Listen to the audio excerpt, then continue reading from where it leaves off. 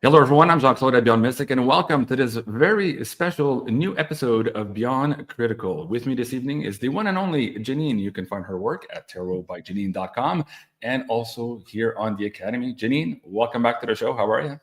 Hi, Jean Claude. Hi, Max. Hi, everybody. I'm doing good. Excellent. Folks, please join me in welcoming the lovely, young, and talented Max. You can find him moving forward every Wednesday, Monday, and Thursday at 1 p.m. here for the Beyond Critical news show on Beyond Mystic. Max, welcome to the Beyond Mystic community. How are you? Thank you. I'm doing amazing. Thank you for having me, both of you. Very excited to be here. I'm excited to have you on, folks. Thank you so much for joining us here tonight on this live interactive show. We are currently triple casting on Rumble, YouTube, and also on X. Please note that we have some lovely prizes to give away this evening, including this soap pack from Aline at floralinefarm.ca. And we also, if I'm not mistaken, have a Sending Ravens special edition t-shirt here. That's absurd. Also to be given away later on in the show this evening. So please pay attention to the names, the places, the dates during the show. You might be the lucky winner here tonight. So thank you, everyone. Let's get started. Max, first of all, thank you so much for being on. I know that it's quite nerve-wracking to be on the live show for the very first time. I want to take this opportunity to help the audience get to know the young man that's in front of us here tonight. And I'll start with my typical question for our first time guest. And it goes something like this. Max, how did the universe conspire to bring you to what you're doing today? Maxime. Great question. I think the whole journey started in 2021. Not gonna lie, I was left leaning at the time when COVID started. I think that's from being in school. When you're in school, you don't realize it, but I feel like teachers, people around you push some maybe liberal ideologies, even although they're not supposed to. Not something I realized later on, but I had a very liberal entourage. And it really started when COVID hit and we were locked down the first time. I come from a very conservative family, and I think being away from those people and being at home, surrounded by people with different ideas and ideologies as me, made me question the narrative. Maybe for the very first time, I'd say end of 2021, beginning of 2022. And then at the time, then I started researching Rebel News. I started researching the conservative media, the other side of the coin, if you want, and questioning myself, questioning everything around me. I started to think that maybe what I was told growing up was not the entire truth. And at first, I kept it to myself because I feel like as a child, as a teenager, you were kind of an outcast if you had conservative ideologies.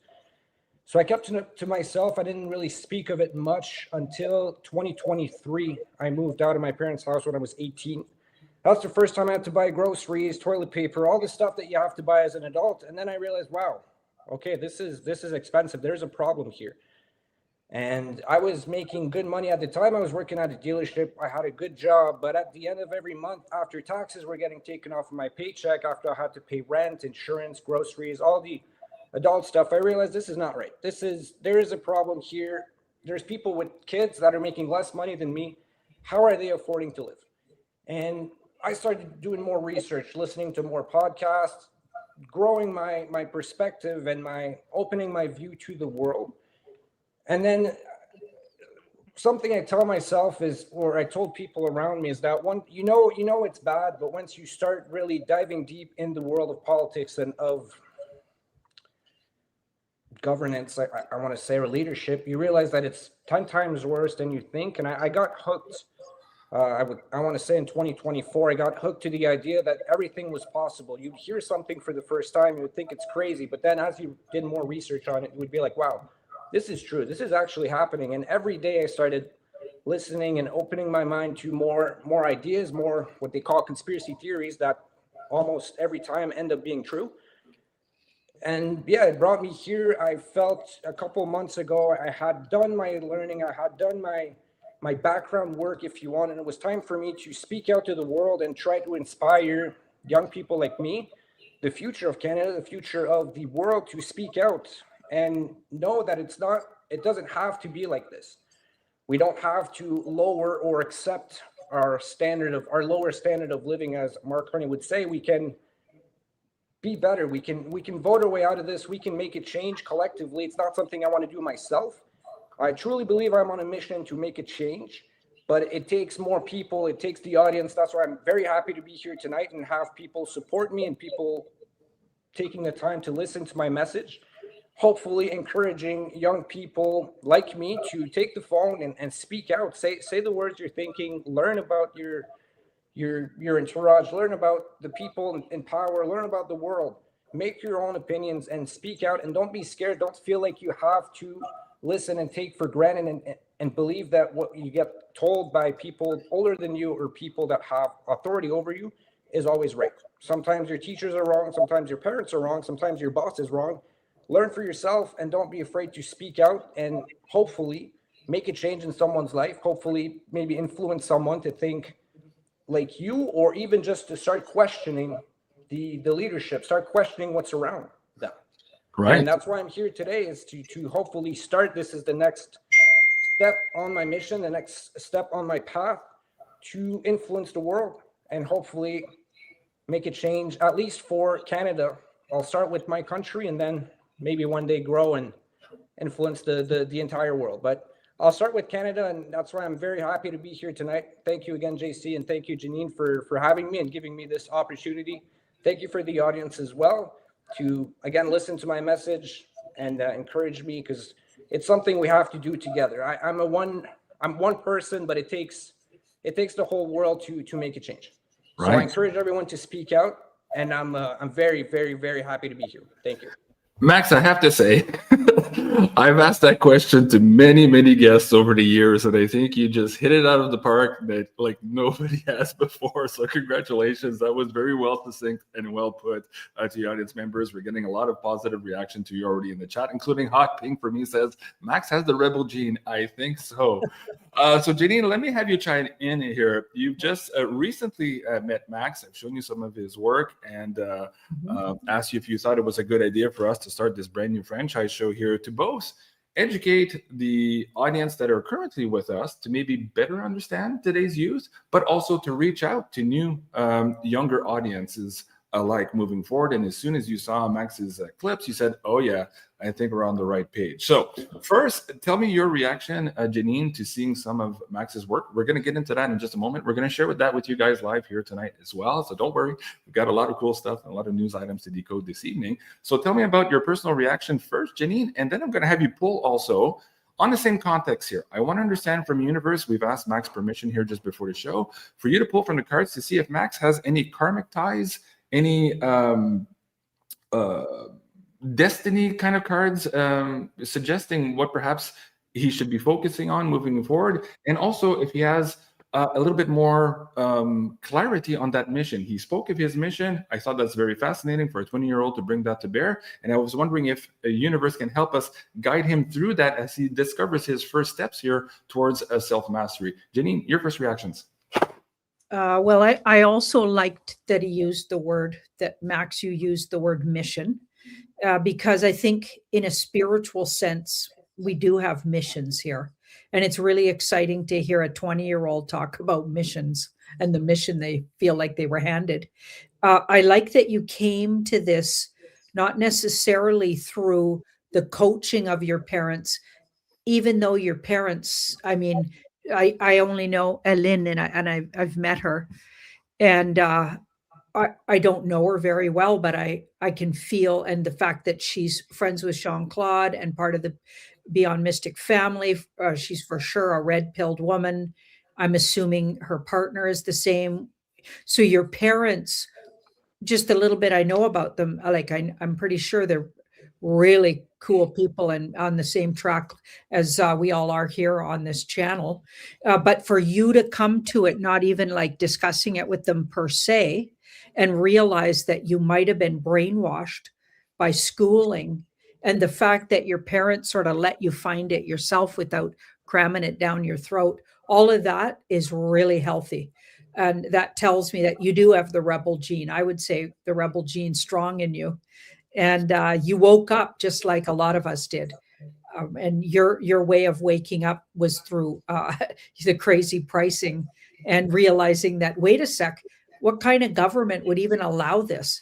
Like, what kind of government do we have here in Canada? And what kind of, like, why are we paying such high groceries?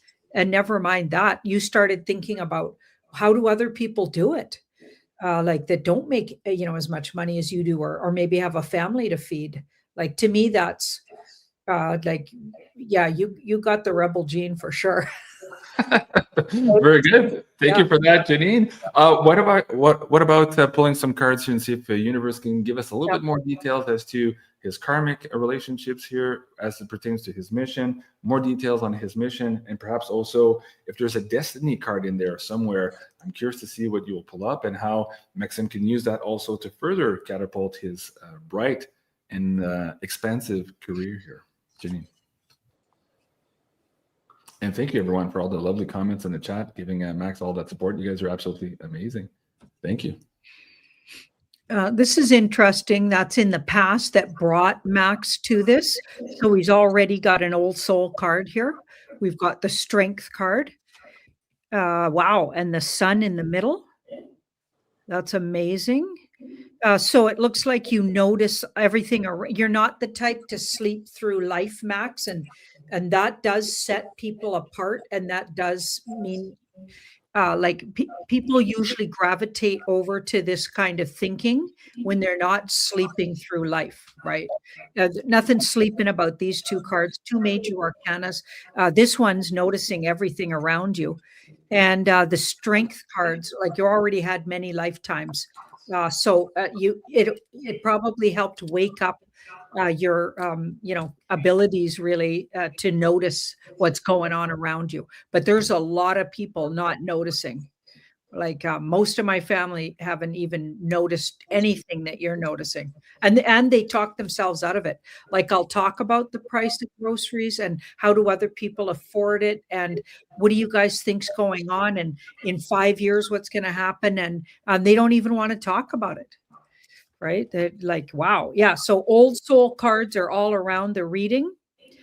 And also, it looks like you had a run-in with the bad guys we're fighting against. So I don't know your thoughts on this, but this feels like you've personally had some lifetimes where you were attacked or personally repressed by deep state, dark cult, maybe like cabal players or dark entities, and you fought through it.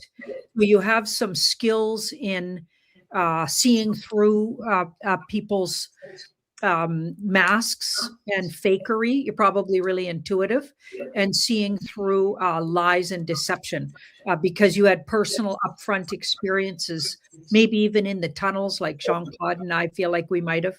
Like, you had some personal experiences right up against what we're fighting against here, which goes way beyond just bad government. Wow, fascinating, Janine. Thank you so much.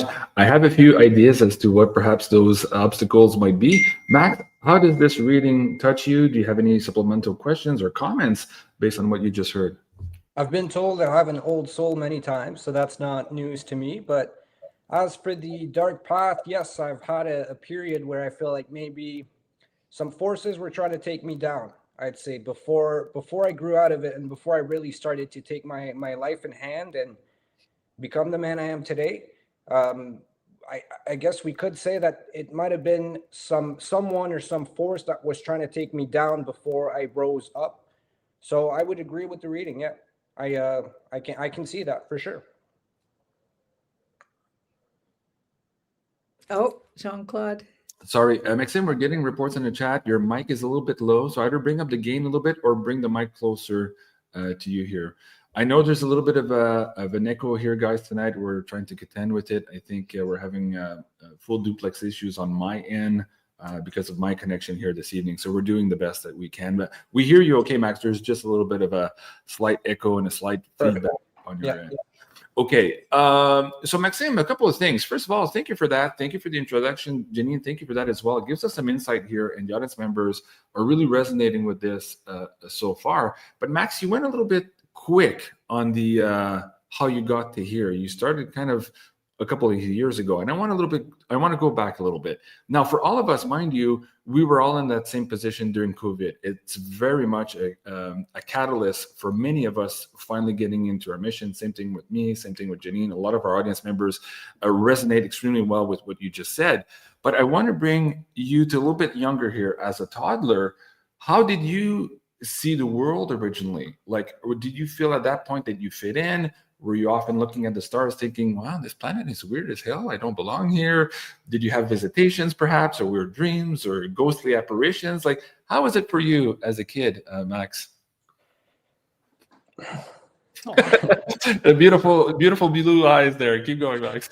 Well, I want to say that as a kid, I always had a feeling deep inside of me that I was bound to do something like this. Let's say when we were in school and everyone was talking about what you want to do when you grow up, what's your ideal career path, I never really had an answer. I think every time I was asked a question, I answered differently because, again, I was trying to fit in with the idea of having a job, a regular career. But I always feel like I was bound to do something bigger than this, something like I'm doing now.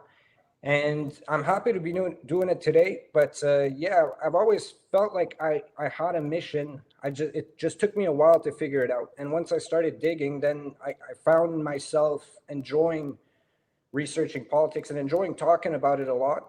I'm sure I annoy my parents sometimes when we go to family dinners, and I just keep on talking and talking and talking for hours because this stuff interests me so much and I have so much to say.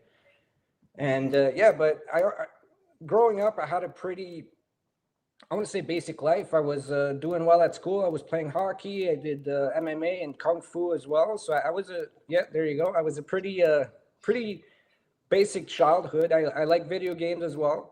But yeah, I always felt like there was something inside of me that had to do more and had to speak out and do a positive change in at least one person's life.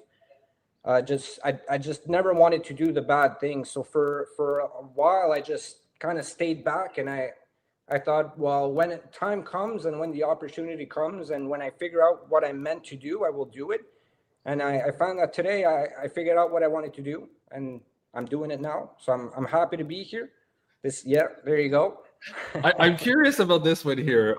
It looks to me, I have another picture here with your father, Jean, who, by the way, most of the audience members who came to the conference in Ottawa, Jean was there with Aline. They had a booth selling the beautiful soaps from floridianfarm.ca. This, of course, Jean is the father of Maxime here on the screen. Like father, like son there, the blue tie and the blue shirt, but you already look like a little reporter there to me.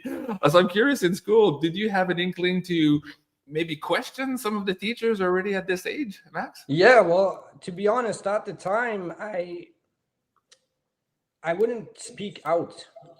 Maybe teachers would say stuff I would disagree with, or I wouldn't be, I would question it, but at the time, I didn't have the courage to speak out. And right. I kind of regret it looking back, because maybe those people needed to be questioned. Maybe when I look back, I think, well, maybe if I asked a question to that teacher, who knew, maybe they would start questioning themselves, and maybe I could have influenced them when I was very young. Maybe I missed out on some opportunities there, but I was very quiet in school, and I was always the kind of the nerdy kid, doing my work, doing my homework, not talking very much. But yeah, as you can see in the picture, I was very close to my dad, and I still am. My dad is my hero. He's one of the reasons why I'm here today. I respect him very much, and yeah, I decided to match his shirt and his tie because I always wanted to be like my dad. And I'm happy to be doing this today because I know he's proud of me. I know he's watching me right now. And yeah, I'm very happy. He had a big influence on me growing up, and he's one of the big reasons I'm here right now.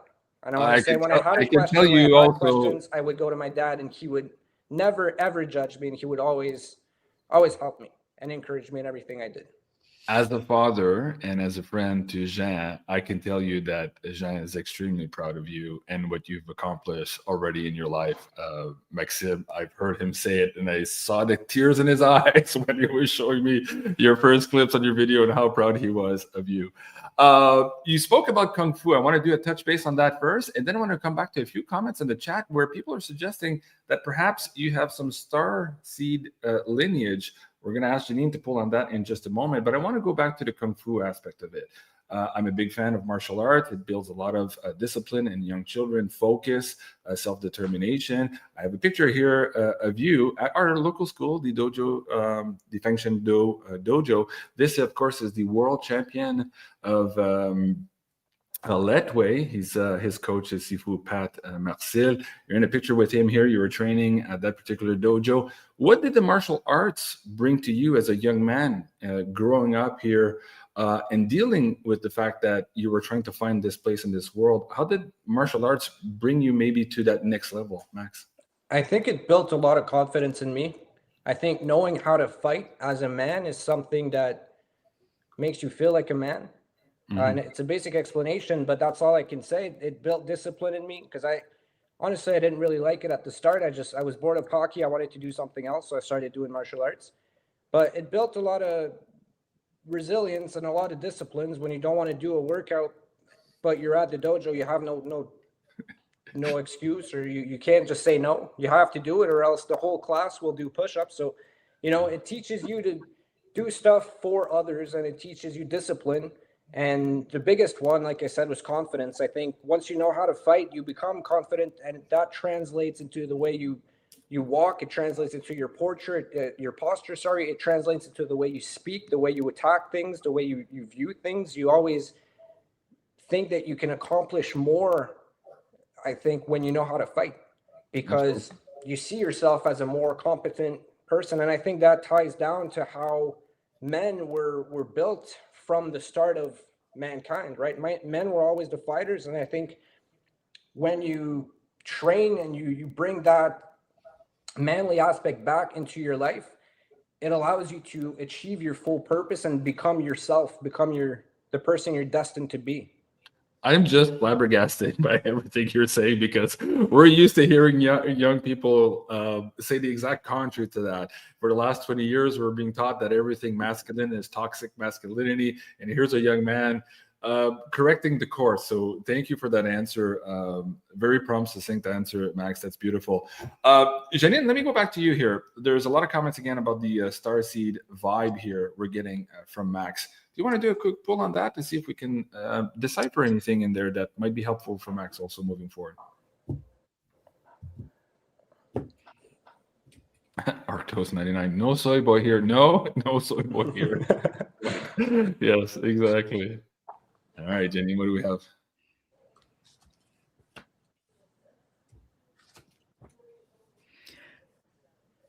Pretty earthy kind of energy here.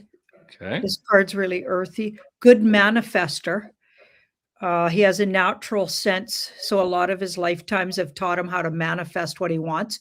Really grounded, earthy energy. Also the like he had the strength card as where he's coming from, but he didn't have the star card. He had the strength card from where he's coming from. So the strength card's very earthy. So I'm thinking he's he's really grounded and earthy, actually. Okay. And not necessarily getting starseed, but I get earthy. Like maybe he's from an ancient earth tribe originally. See, we've got the Ace of Pentacles here.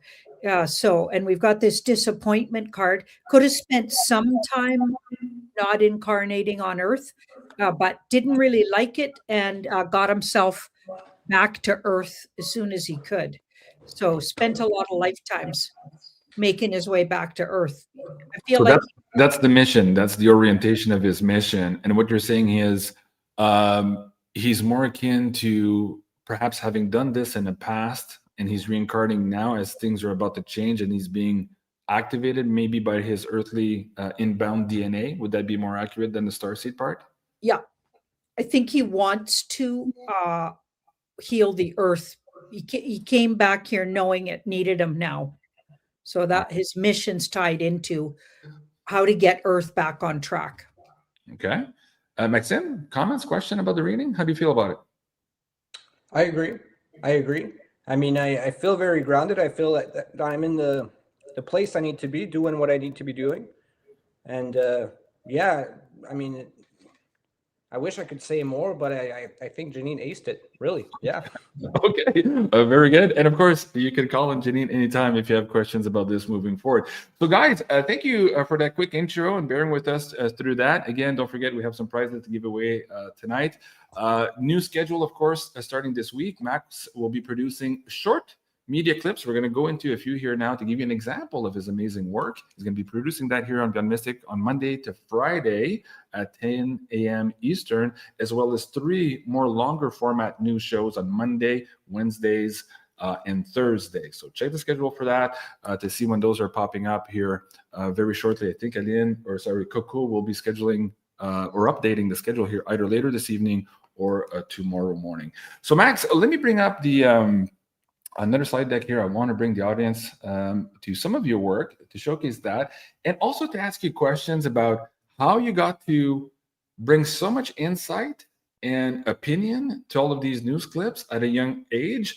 I did show a lot of these clips to some of my friends, and they were almost incredulous, not knowing you, of course, like I do, that a young man of your age would be pumping out some of these amazing, hard-hitting opinion pieces. So I want to share that with the audience tonight and give you a chance to also redirect and share where you were coming from, sharing these opinions here with the audience. So let me see if I can restart this clip at the beginning here and give you some audio on this. Okay.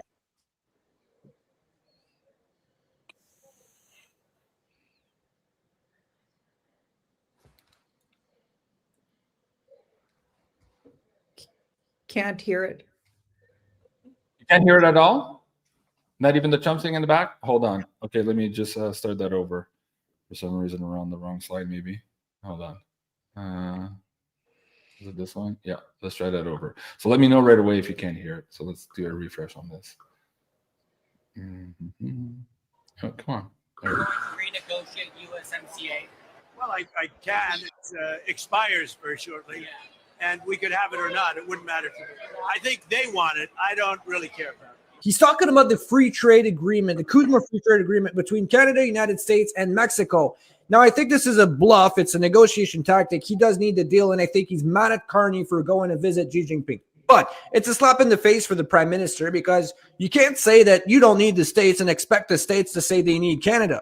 We already lost the G plant to the United States, and we're going to lose more business if he doesn't fess up and make a deal with Donald Trump. Trump just took a shot at Canada. Okay. Sorry for the abrupt part there on the video.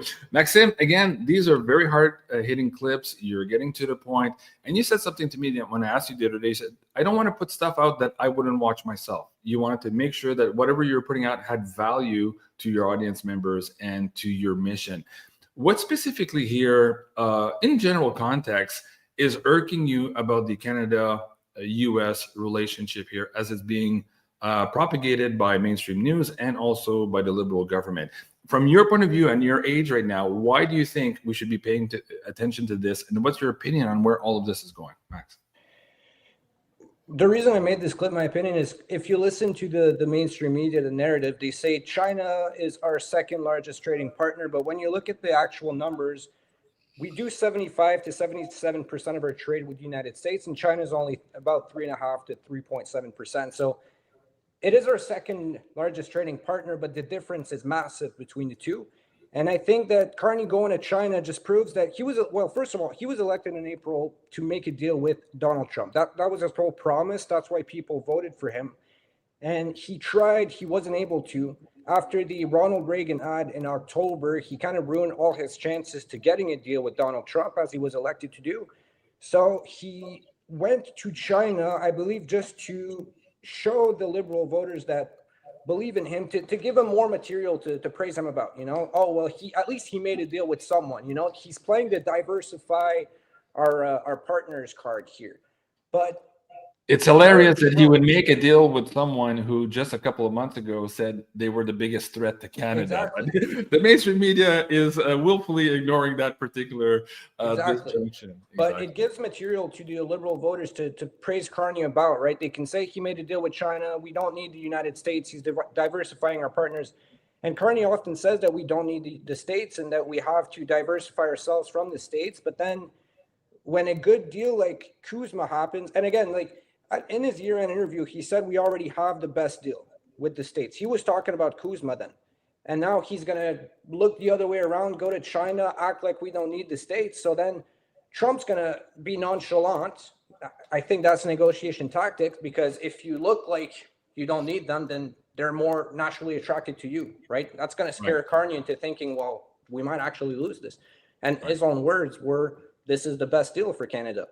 So I think that was a negotiation tactic by Trump, but it's also a slap in the face for Carney to be like, wake up, man. Like, you need to, go speak to our southern neighbor and make a deal with them, because Canadians need to, and we need the United States more than we need China, for sure.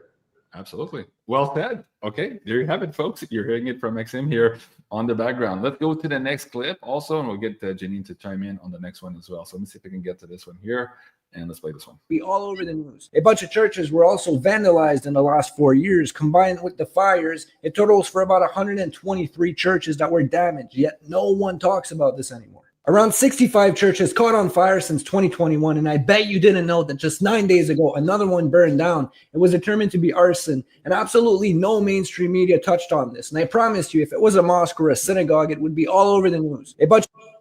Absolutely. I'm curious why you reported on this one also. For a 20-year-old perspective, this, of course, is ignored for the most part from mainstream news. Why is this touching you? And from your background also as a kid, how you were raised, why is this important for youth today to also pay attention to, Max? I was raised in a Catholic family. I feel like it's important to have a religion, or at least believe in something larger than yourself. And I think that Christianity is getting replaced, getting eroded, one with mass migrations, but also with stuff like burning or vandalizing churches, because they know it's a sign of power. They know that's how that held the country together for many, many years. And by taking churches out, or taking religion out of the country, like they're trying to do with Bill C-9 as well. They're trying to pass the religion clause that would ban for hate speech, religious text or text from the Bible. It's a way to destroy the country, destroy the values of mostly conservative voters that are religious, from what I've seen. And I saw, the reason I made this clip at the time, to come back to your question, is because there was a synagogue, I think a window broke on the synagogue. Someone threw a rock, broke the window. And I saw at least over 10 articles talking about it, of a single window breaking on a synagogue. And then you see 123 churches either burning or vandalized. And to be clear, they're not all burning because people are setting them up on fire. Some of them burnt down because of electrical issues or lightning. But it's still, most of them, 63 got vandalized, and between 20 and 40 got burnt down. There's still something massive. There should be news about it. And the only news I could find was one single report from the local town with maybe 1,000, 2,000 people living there that were talking about the church. Nothing CBC, nothing CTV, but then they'll go report on some useless stuff. So it's not because they're lacking, it's not because they have too much material to report on. It's because they're willingly choosing to not report on issues like that. So that was the bigger picture, is why is the mainstream media not talking about this? Because it's Christianity. But if a mosque or a synagogue caught on fire, you would have 50 plus news article about it for weeks. So this opinion, Max, of course, is not popular when you listen to our mainstream news and what they're trying to propagate here over the last 10 or 20 years. Janine, of course, is not new to rebelling about this and speaking her mind with respect to religious and religion control and the manipulations that are used against society here with religion. How did you react, Janine, also seeing a 20-year-old kid here, not a kid, young man, bringing this voice up here and suggesting that we need to pay attention here as it pertains to the fabric of our country, as well as our social and moral norms? How did that impact you, Janine? Well, I've been talking about for quite a while how they're diminishing Christians, and in particular white Christians, and in particular white Christian males. And I'm going to just caveat here. I don't know if that's the right word, but I'm not. I'm a recovering Christian. Okay, so I was brought up Catholic, but I don't like any organized religion. But it doesn't matter. That's not what what Max is talking about is absolutely true. So all of these buildings are being burnt down. They're representing somebody's faith, but these other guys' faith who are new in the country probably came illegally. A lot of them in the last 10 years, that's for sure, in Canada and the United States, have been dropped into these communities, and anything they do is okay to do. But people that have been long here and created these communities are absolutely being, it's almost punished for being there. And they're trying to replace them because I guess these other people are better voters. And that's all you could really point to because they're not really bringing much else. Right. So their rights are way ahead of people that have been here for a really long time. So when Max put that out, I really appreciated it because we need to talk about that. It's not being talked about. Right. And it's not about not being tolerant about other religions. It's about having the same respect offered to us, right? Yeah, absolutely. A good point, Jenny. Appreciate that. Okay, let me bring up another clip. And for some reason here, it's cutting off the first couple of seconds every time we do this. So let me go back and try to bring it to screen. Make sure we're on the same one here. And let me do a refresh just to make sure we get the beginning of it.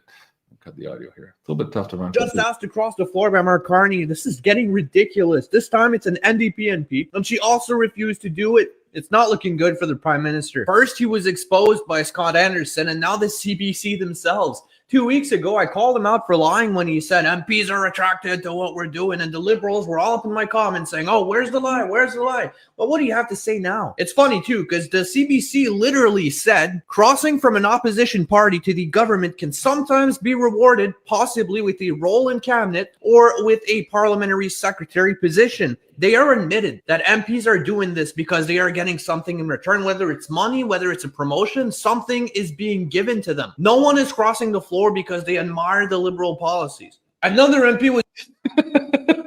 Okay, so in your previous video also, Max, you showed a clip from Rosemary Barton at CBC News asking the Prime Minister if he was in fact actively recruiting, and he was having a lot of trouble with that question, and he was suggesting that no, MPs were being attracted to what the Liberals were doing, and here we're getting reports after reports after reports of MPs being, of course, reached out to by the Liberal Party to cross the floor. Now, as a young Canadian voter who presumably voted in the last election, who wants to have his say, who's on mission now to share his political views, does this irk you, this whole story of floor crossing, and why is it irking you, Max?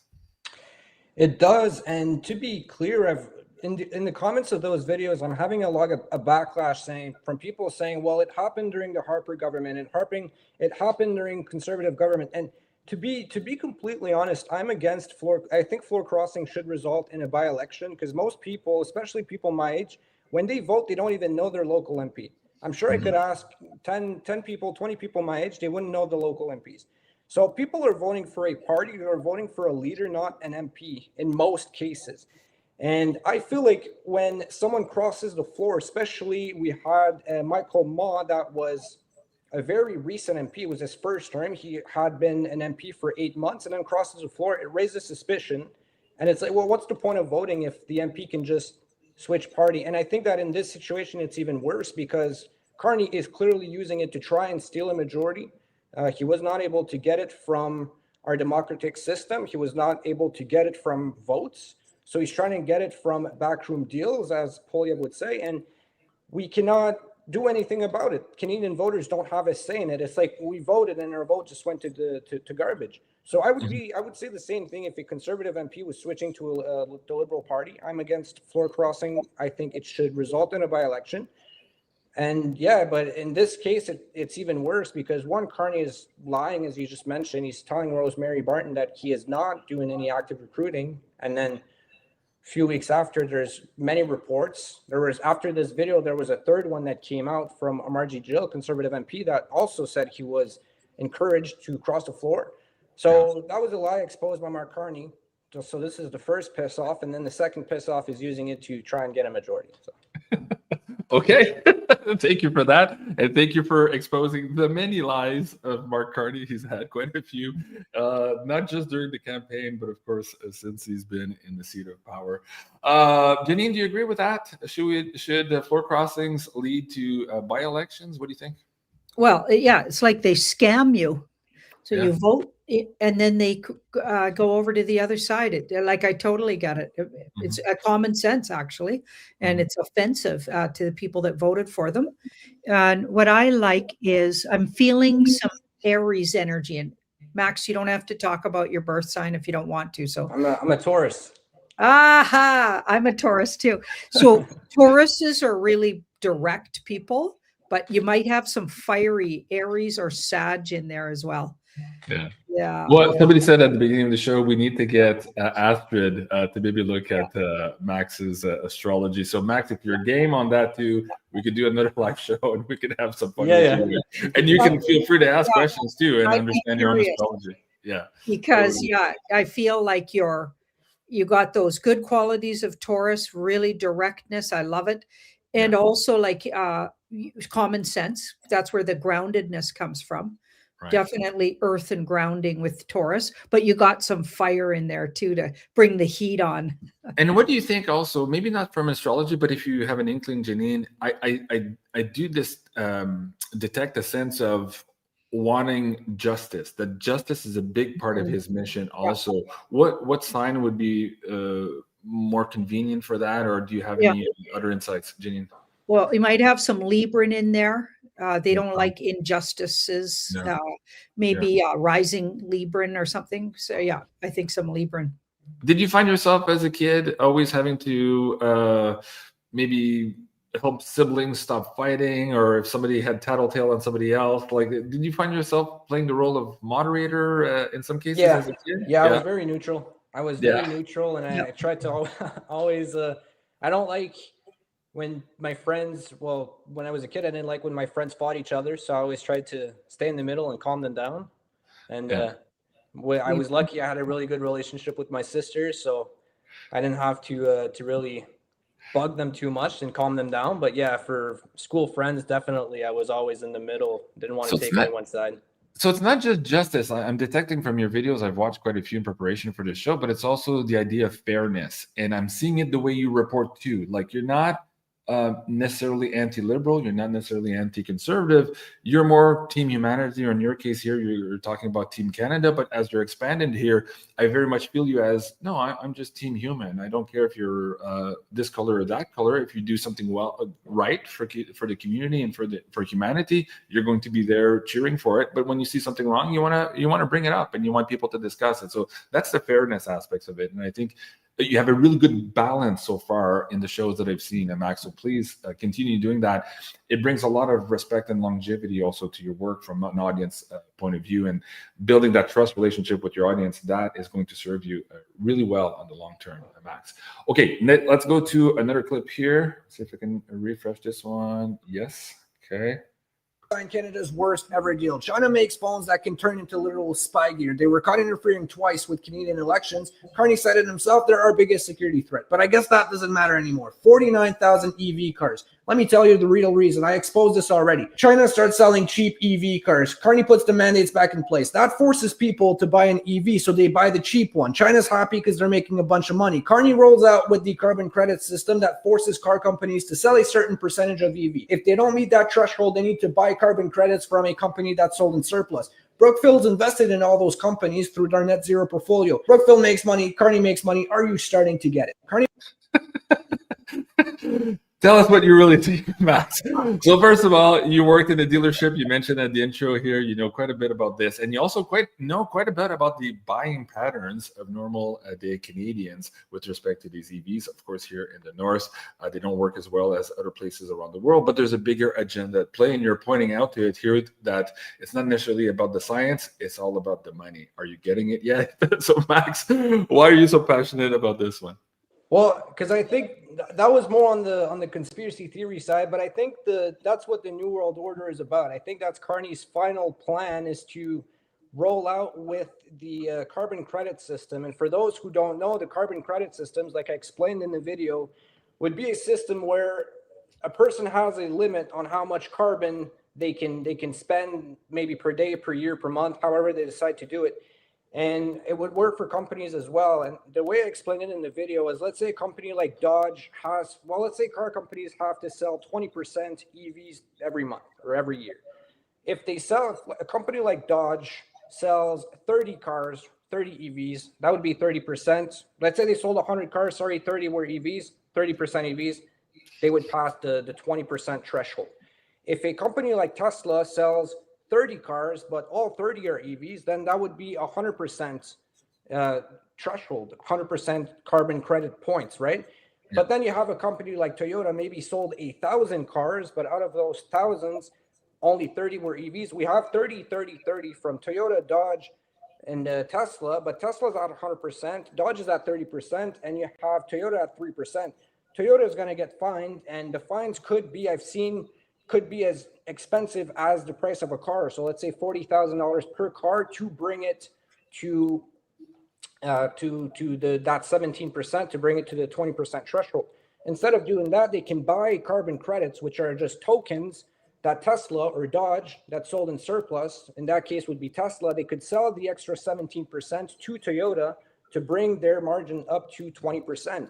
And the tokens could be something like $30,000. So instead of paying $40,000 per car, they would pay $30,000 per car to bring it up. And that's how Tesla has been making, because in the States, it's already something. Elon Musk has been making money in California with Tesla by selling carbon credits to other car companies like this for quite some time. And China's already doing it as well. They have the carbon credits. They have the social credit as well. So you see Carney dealing with China. You see him rolling out with, he took the EV mandates off. But now if we're starting to get Chinese cars, I think the EV mandates will come back. People don't have money. So if they need to buy a new car, they'll buy the cheap one. If the BYD is 30 grand, a Chinese EV, and then they were looking at a Hyundai Ioniq 5, which is 50 grand. And if they don't have money, they'll buy the cheaper one, because for them, a car is a car, right? If they both drive, it's fine. Like I said in the video, massive security problem, in my opinion. China was caught interfering in 2019 and 2021 with our election, and there was some big drama with Huawei as well that could turn into pretty much spy machines. And Carney said it himself, they were our biggest security threat. So why are we taking EV cars right now from them, forcing essentially with the mandates to sell on people? If we're going net zero by 2035, we're going to have to buy EV cars. If we're buying Chinese cars, Brookfield's invested in CATL, it's a company in China. If they're invested in those companies, Mark Carney makes money indirectly from Brookfield. And if Brookfield's invested in the companies that profit from carbon credit sale, Mark Carney is going to make money for the rest of his life. And that's why I say I think this is the final plan. I think this is the nail in the coffin. This is the new world order, in my opinion, is the carbon credit system. Well, he's telling you straight out. If you saw the meeting the other day, he specifically said new world ... order. The CBC went out of their way to omit that part from the clip they showed to the Canadian audience, but of course we reacted to that. And you're right on point, Max. Thank you for that. Lisa Laura says, does Maxim have a girlfriend? I want him to meet my daughter. I do. Sorry. Okay. You didn't need to answer that. I thought that was funny and apropos at the same time. Much respect. Yes, everybody. Thank you for all the great comments in the chat. Okay. So that's it for the popular clips that I wanted to share with the audience members. Now we have maybe 2 or 3 that are perhaps you chose that you feel are even more important and speaking to you directly. So so just so you know, for the audience members, I asked Max to give me a couple of clips that he thought were very important to him and that he wanted to choose and share with the audience members, as opposed to what maybe Janine and I thought we needed to share with you guys tonight. So here are some of those examples. So let me go back to the live deck here and make sure I've got the audio on this one. And let's play this clip here from the start. Let me just refresh, make sure. Liberals end up with a majority, there would still be hope for the Conservative Party. Hear me out. A government that holds on by a single vote is not a strong government. If Carney gets 172 seats, he loses his shield. They won't be able to blame Poilievre and the Conservatives. They'll have to own up to their own failures, their lies, their half measures, their delayed projects. The CBC won't be able to speculate about the Conservative Party because it will be irrelevant. Everyone will see what a real liberal leadership is, and we'll have to live with the consequences. Now, don't get me wrong, it's going to suck for a little bit until someone like Stephen Guilbeault disagrees with Carney and doesn't stand up during a vote. People like him don't care about power. They only care about their agenda. We've seen this during the pipeline MOU, and that's what it takes to expose Mark Carney. Everyone tries to tell us that the biggest threat to their party are the opposition, but in reality, it's the Liberals themselves, and that's what they don't want you to know. Okay. I get there, Max. You hit that one out of the park. Okay. Explain to us here a little bit more of your political views and how you're coming to this conclusion here and truly cutting through the fog of the bullshit of the mainstream media here, who are shilling for the Liberal Party for the most part and giving them carte blanche here to not expose their deeds, and the strategy that the Liberal Party is using and how we can perhaps thwart that. Go ahead, Max. Well, yeah, it's like I said in the video, every time a bill doesn't pass, every time there's a disagreement in the Liberal caucus, it's always pure polio. It's always something related to the Conservative. If the Liberals don't pass any bills, it's because the Conservatives keep being negative and keep denying everything. They don't want to help. They don't want to participate. It's always the Conservatives' fault. But in reality, when the Liberals do actually try something and do something like the pipeline MOU, you have these left-wing extremists like Stephen Guilbeault, who only cares about the climate. He doesn't care about power. He doesn't care about the cabinet. He didn't care about his cabinet position. And you could see that as soon as Mark Carney signed the MOU that would build the pipeline or would build a pipeline, he resigned from his position in cabinet. And that exposed Mark Carney. That showed that there's disagreement in the Liberal caucus.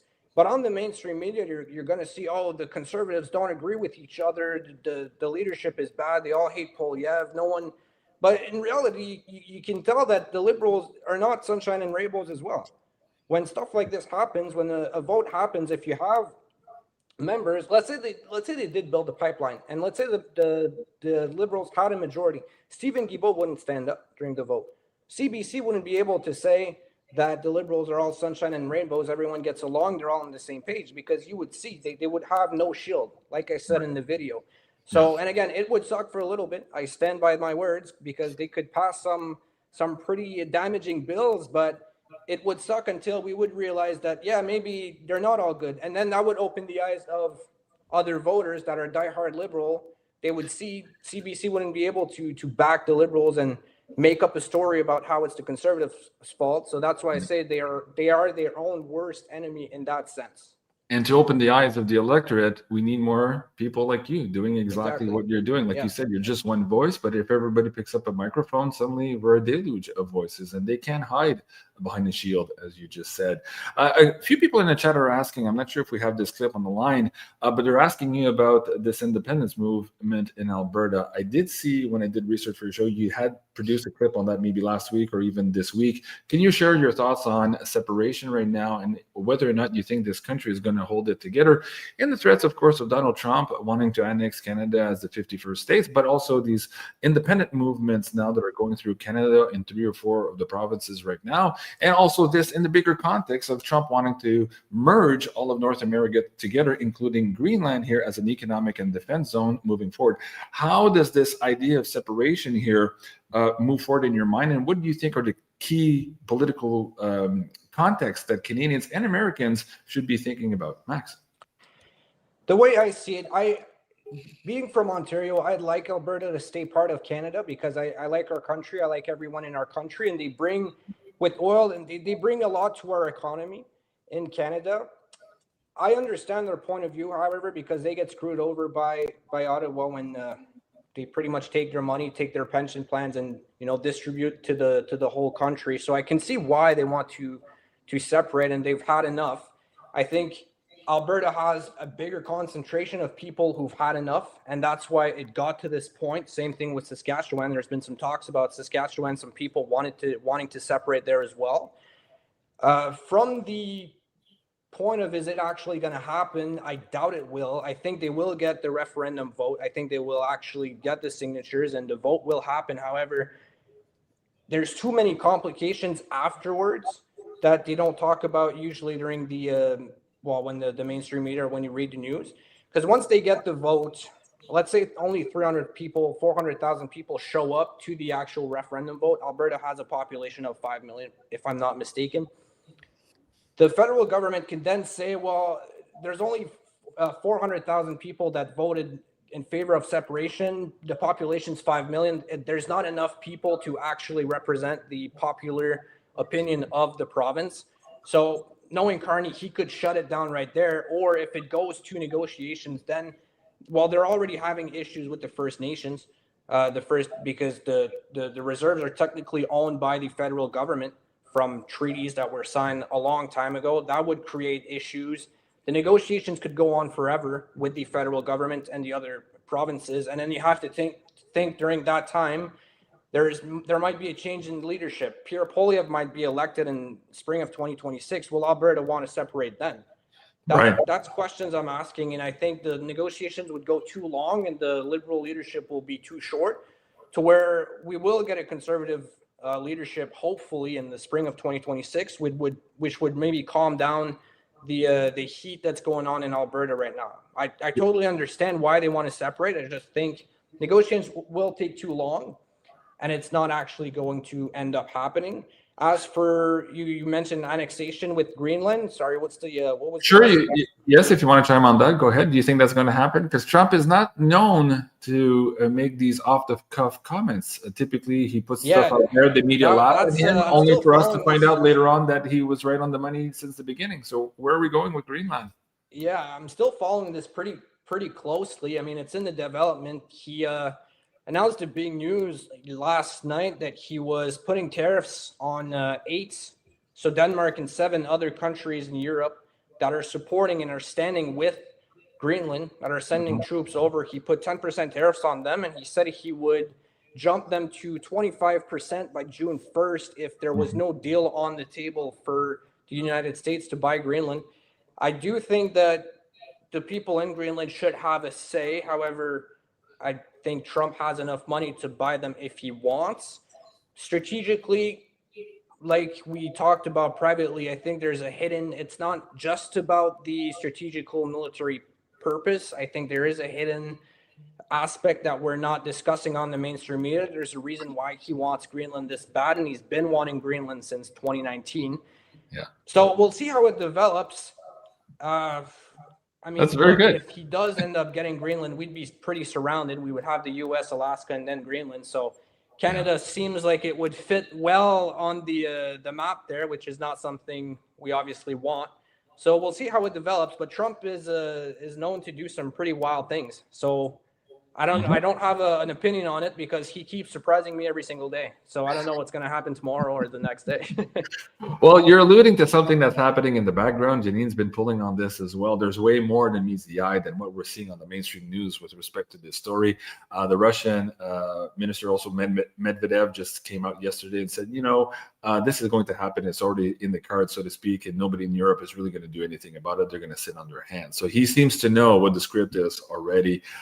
Same thing with Canada here, perhaps one day being part somehow of this North American economic and defense zone that Trump is putting forward. And you have to say also that Carney, when he came to power, or just before during the election, persona non grata, of course, was Donald Trump. He was the worst enemy here of Canada. But as soon as he actually won his election, he was praising Donald Trump, his style of leadership, more specifically with respect to bringing security, not just to the United States, but to the world itself. So this kind of ties into the Golden Dome initiative. And you're very right, Max, there's way more than meets the eye on that story.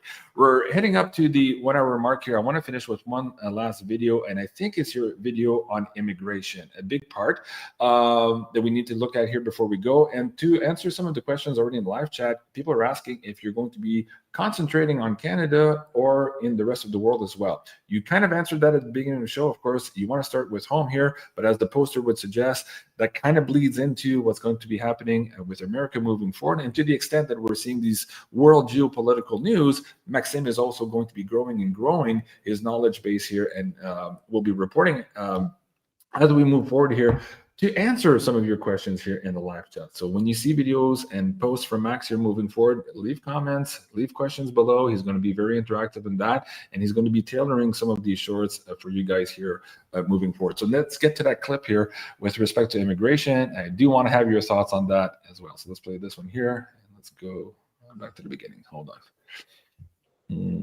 Is a lie. Culture is more than just food and festivals. It's beliefs, it's laws, traditions, what's right and what's wrong. It's the overall way of life. The reason we have countries is to separate cultures into specific locations so the laws and lifestyle can reflect its people. By having multiple backgrounds in one country, you're essentially getting rid of the reason it exists. When different countries come to a system designed to fit white people, those immigrants don't feel at home. So to accommodate them, we start loosening our laws or allowing stuff we would not normally allow, like having people block the street to pray. But eventually, when we're bowing down to so many cultures, we start losing our identity, losing the reason that made us the great country we once were before these people came in. And that's why white people feel like we're not welcome, because we aren't. By bringing those cultures in, we became what they are about. And for that to happen, we had to sacrifice our own. Multicultural.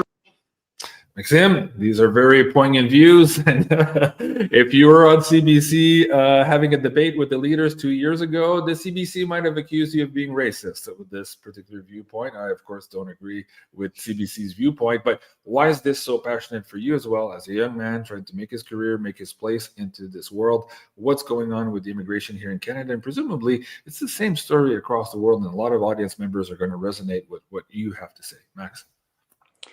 Yeah, well, I mean, I think I packed this video with pretty much all I wanted to say about it, but to reiterate and maybe expand, I do think bringing in different cultures, the reason we have countries, like I said, is to separate cultures and to have laws and a lifestyle that fits the culture of the people living in that country. So if we take someone from the other end of the world, we bring them to Canada, obviously they won't feel at home because those customs, the lifestyle doesn't fit what we're used to back home.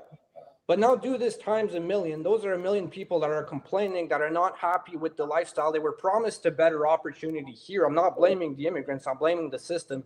They were promised a better opportunity, a better life by coming to Canada, but then they come here, they don't feel like the world or our values reflect them. So they start complaining, and our leaders that promised them a better lifestyle have no choice to deliver, have no choice to accommodate them. But again, like I said in the video, for that to happen, we have to sacrifice somewhere, right? We can't accommodate all cultures at once in one country. Otherwise, there wouldn't be countries, there would just be a world. So for that to happen, we have to sacrifice one culture. And if we're bringing in different backgrounds from all over the place, well, we're going to sacrifice the people that were here first because we don't matter to them. They want to bring the immigrants. They're telling all the immigrants from all over the world, you're going to have a better life here. So who's going to end up having the bad end of the deal? It's the people that were already born here. They're going to take away from us to give to them. And I just think multiculturalism is a lie to downgrade or degrade white culture and white country. White people, there's many places, if you say white culture, they laugh at you. They say white people don't have a culture.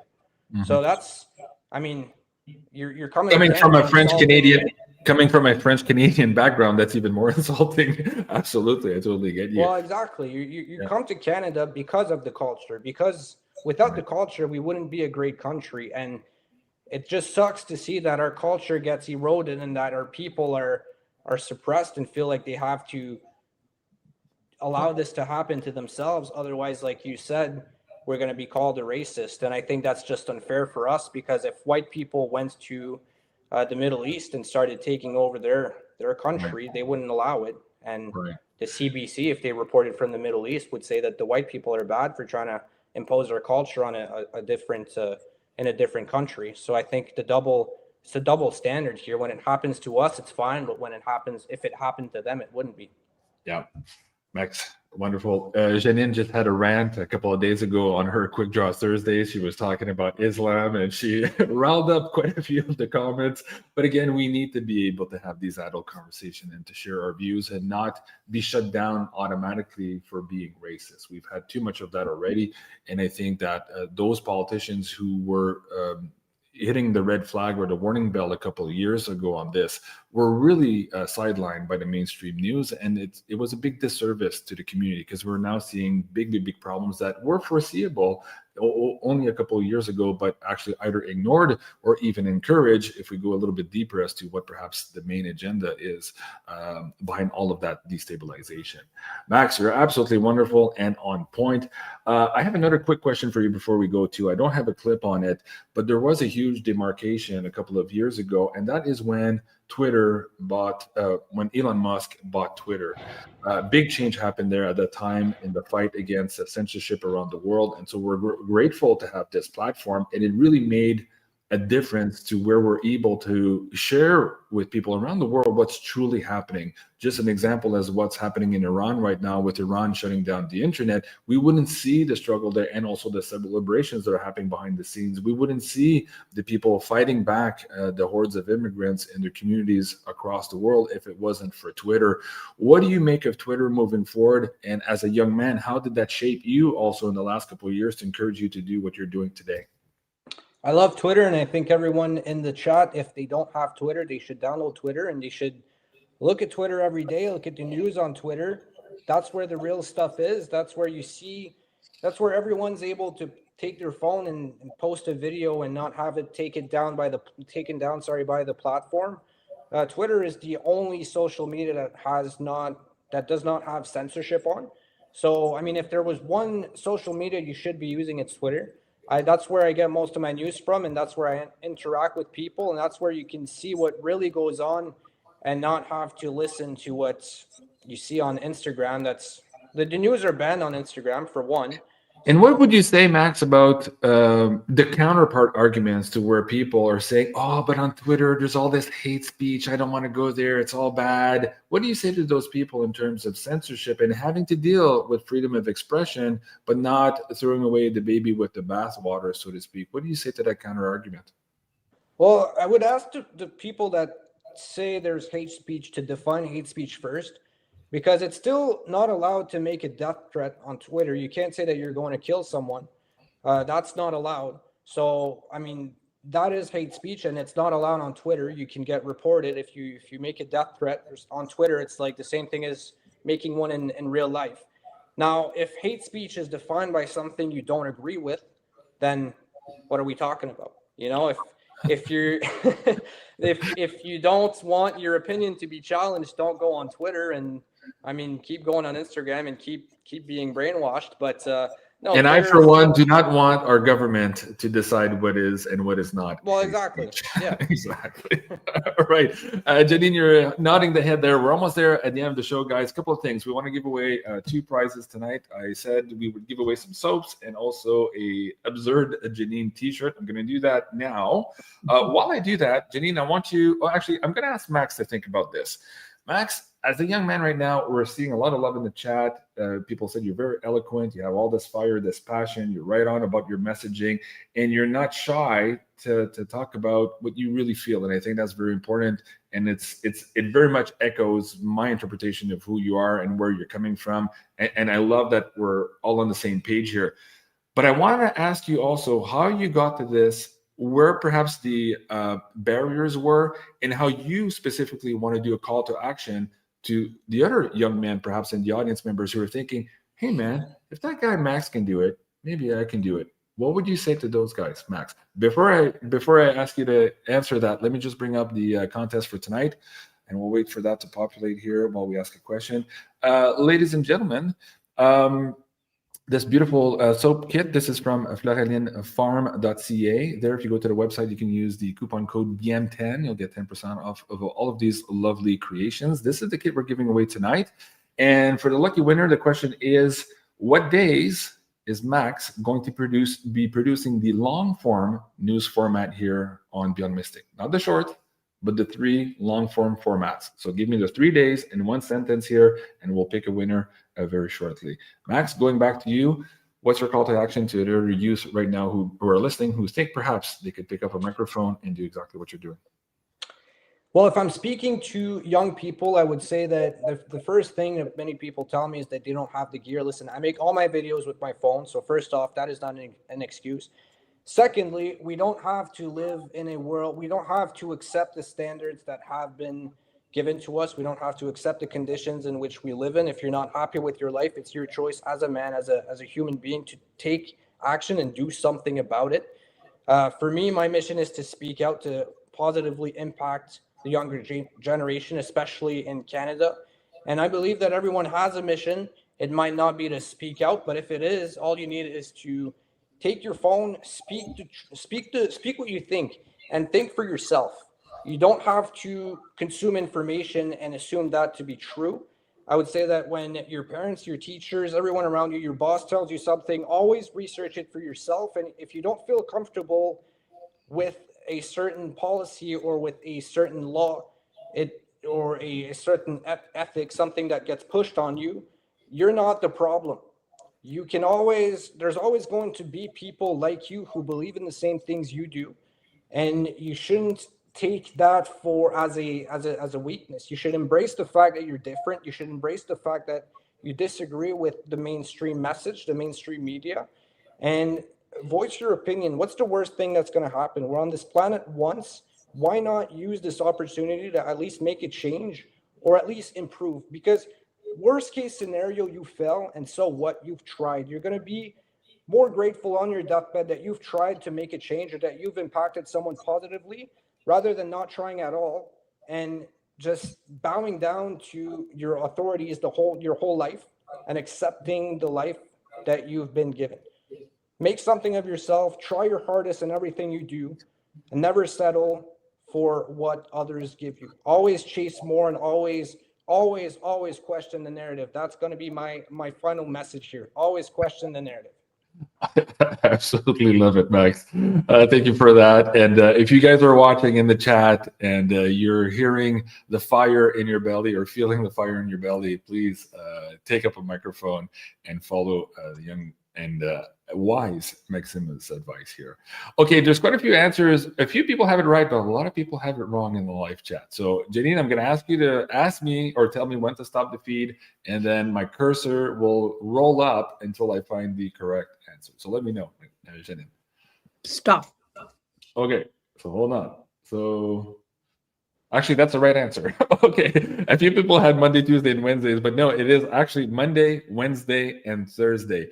Those are the same dates as our pay-per-view Beyond the News episodes. So that is the correct answer. Maple Love 17. Congratulations. You're the winner of this beautiful soap set here from Aline at florininfarm.ca. Guys, if you're looking at getting some of these amazing products, go to florininfarm.ca, coupon code BM10. Will save you 10% there. And for the winner for this evening, if you go to beyondmystic.net, click on the About section and fill out the tech support form. Let us know that you're the winner this evening, and we'll get Aline to ship this out to you in short order. So big congratulations to you there. And next up, of course, is the Sending Ravens absurd t-shirt here. Another Janinism being shared with you guys here. Very popular t-shirts. They're flying off the shelf here. A big thank you to Carla, of course, for sharing this gift tonight as a promotion for the audience. For this one, how many days a week is Max going to be producing the shorts, new segments here on Beyond Mystic? So all I'm looking for is one number for your answer here in the live chat. While I wait for that to populate, Jeannie, I want to ask you about advice for the parents in the audience who perhaps are having a disconnect, understanding their kids, maybe also to some extent. And what advice you have for them, also reaching out, trying to understand the youth's point of view here today, as we are all attached to the same karma here, trying to build a better place for our future generations. What would that advice be? You can speak from the heart and also pull from the cards if you like. And if there's anything else specifically you want to add to Maxime, as well as comments or suggestions, please use this opportunity. Janine. Well, I'll start by saying how I handle my 21-year-old in this kind, like, because he's in political science, so you can imagine, like, he's in a university and they're like in Vancouver, and it is woke, like you guys, and it is liberal, like the stuff they're teaching him, like and I knew that was going to happen, but this is a wise young man, like Max is also a wise young man, and my son's many lifetimes been around, and I've probably hung out with him some other lifetimes as well. So I trust him. So always I show trust in his opinions, even though they don't always match mine. And I send him whenever big world events happen politically that I know he's watching, because he's watching everything too. And he doesn't always, often doesn't have the same slant on it as I do, but he has his own really interesting approach and slant on it.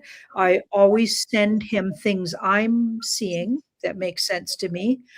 And then but I don't like overload them. I'll just send him one or two things because, of course, the mainstream media is always slanting Trump's, what his input in all these world events really badly.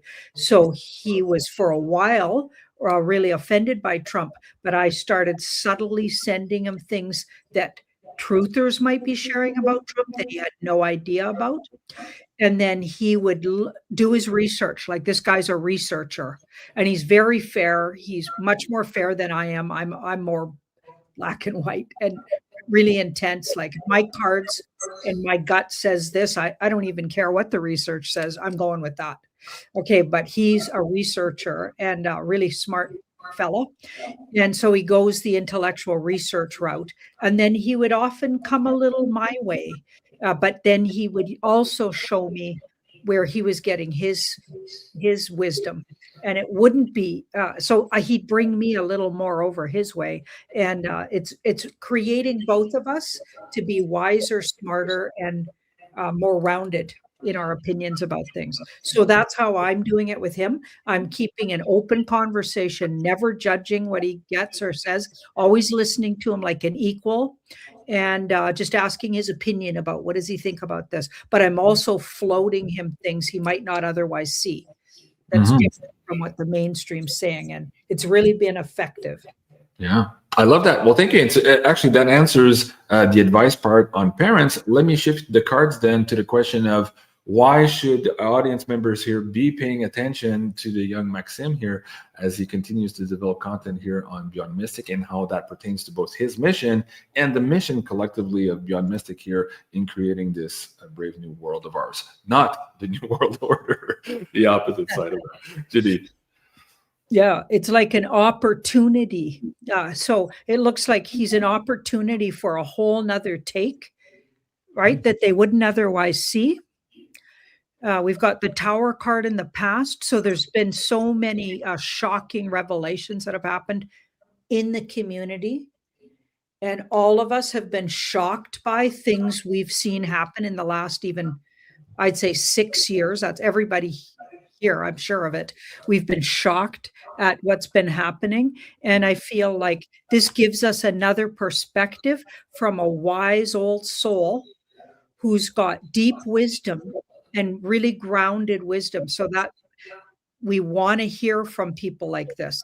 Okay, because they're bringing lifetimes of what I like about the way you present, Max, is of course, I'm going to say this because I'm a little bit like this myself.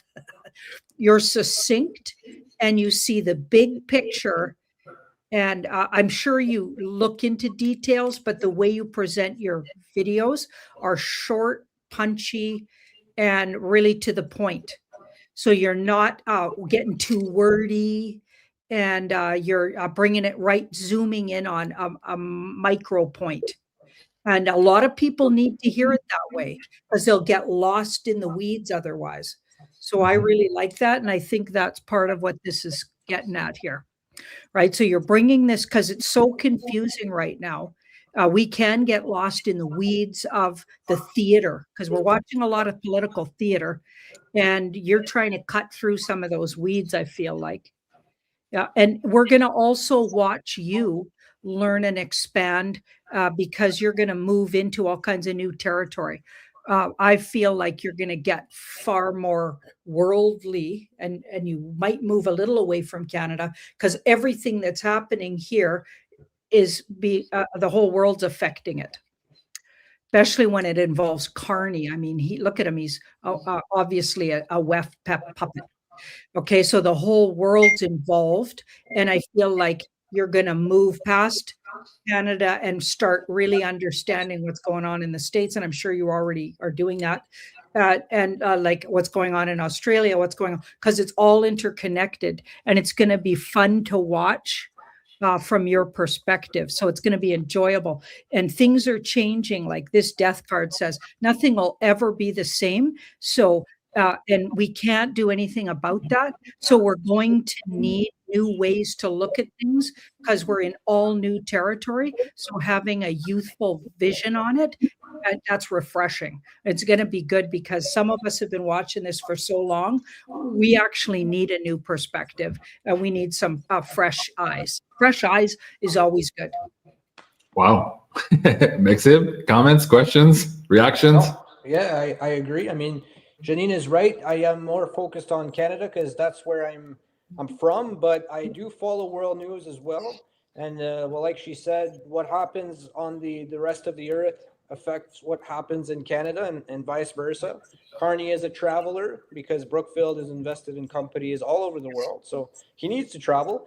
But yeah, no, I'm happy to do the show, and I'm happy to expand, and I'm happy for people in the audience to grow and learn with me, and yeah, to teach them stuff as well. Like you said, going back to the question JC asked before, I think you also nailed it on the your perspective on how an adult should interact with their child when it comes to politics. I think it's good to have them think for themselves, especially when their vote counts for the same vote as yourself, but also do what a parent is supposed to do and try and guide them in the right direction so they can make an informed decision.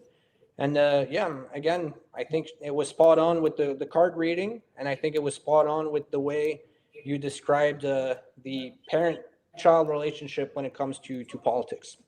Fascinating. Thank you, Maxim. And all I have to say is go get them, man. Don't change a single thing. And just like, if the comments tonight from the audience members are any indication, you got a lot of support already. And the sky's the limit, man. Just don't stop, keep going. And there's a lot of support behind you. I can promise you that. So a big thank you to you, Max, for being here Thank tonight. you. Thank you, Janine. The winner for the T-shirt is Shelly C. There's a lot of people saying 3, but no, it's actually 5 shorts a week, Monday to Friday. Max will be uploading these short segments, the 40-second, 1-minute segment here on Beyond Mystic at 10 a.m. Eastern. So stay tuned for that. Again, go to the schedule page here. Coco will be updating that later this evening or tomorrow morning, and you'll see the shorts there as well as the 3 long format shows coming up. Also note before we leave this evening, we're very, very close to launching here Aline's new candle line. We're giving first access, of course, to the Insider Access Pass members. You will be getting notifications of that very, very shortly here before this goes on sale to the public at large. So too will be the community on tarotbyjanine.com also having pre-access to these moving forward. So you don't want to miss that. Watch your emails, your notifications, your Telegram posts, as well as the Insider Access posts for this here coming up very, very shortly. In the meantime, of course, please remember to watch Maxime here on Monday, Wednesdays, and Thursdays at 1 p.m. Eastern for the long format news shows, as well as his reels here from Monday to Friday at 10 a.m. Eastern. And in the meantime, of course, you can support the lovely Janine at tarotbyjanine.com. This was the first episode of Beyond Critical. I love you guys. Thank you so much for watching, and have a great evening. Au revoir. Au revoir.